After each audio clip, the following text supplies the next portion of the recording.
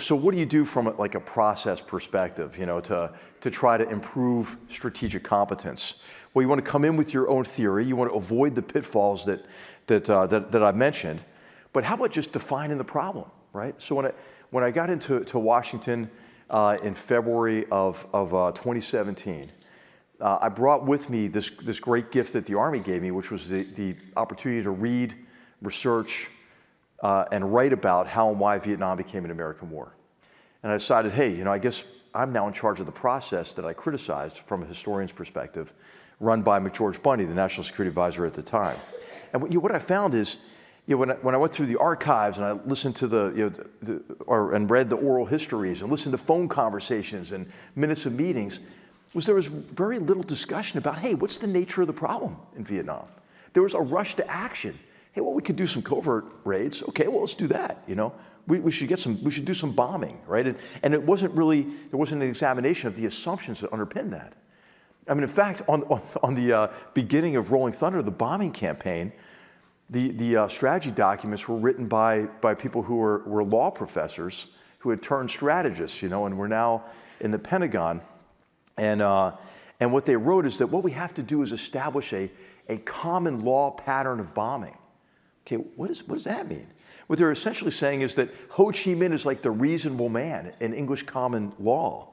And if we bomb him, he'll respond as like we would, And it didn't take into consideration, obviously, what was driving and constraining the Vietnamese communists and the North Vietnamese government and Ho Chi Minh and those around him.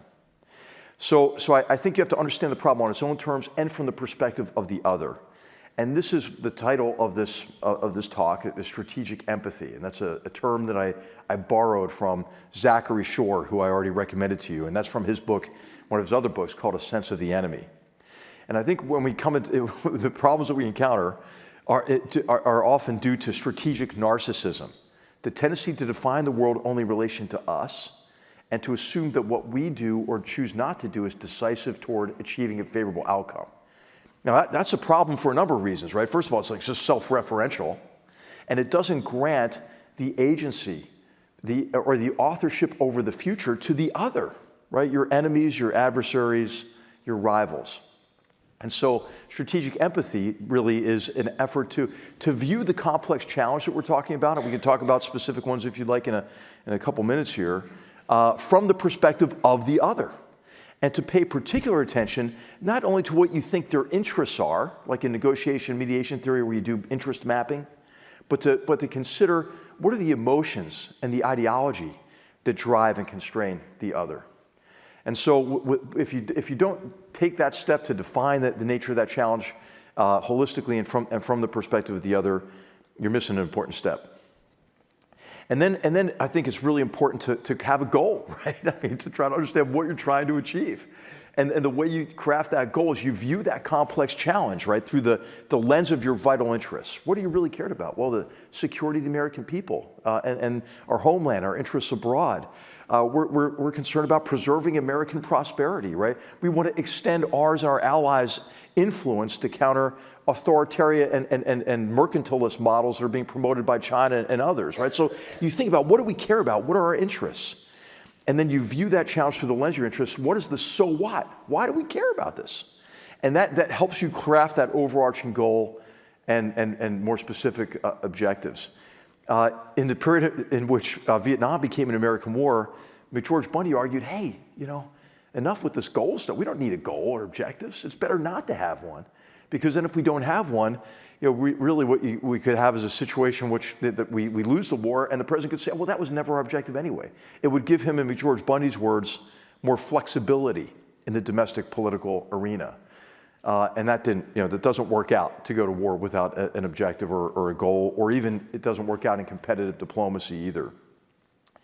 And then what we've been talking about largely are assumptions, and the implicit assumptions and how dangerous those are. It's important, I think, in the framing session to make those assumptions explicit so you can test them, right? And especially to have an assumption about the degree to which we believe we and like-minded partners have agency and influence over that complex problem, right? Some problems are not solvable, right? Some problems can only be mitigated. And then, of course, predictable again, examine history to foster understanding. So, one of the assumptions that I found when I came into the job as National Security Advisor was this fundamental assumption that China, having been welcomed into the international community, would play by the rules. And as China prospered, it would liberalize its economy and liberalize its form of governance. That's really what drove our approach toward the Chinese Communist Party in China, at least since the end of the Cold War. And so what we did is we said, okay, well, that's not true, right? That's what's been underpinning our approach to China, and that's what's been driving the strategy across multiple administrations of cooperation and engagement. And so I read some excerpts from previous policies to demonstrate that they were based on this assumption when we convened a principal small group framing session with the Principals Committee of the National Security Council.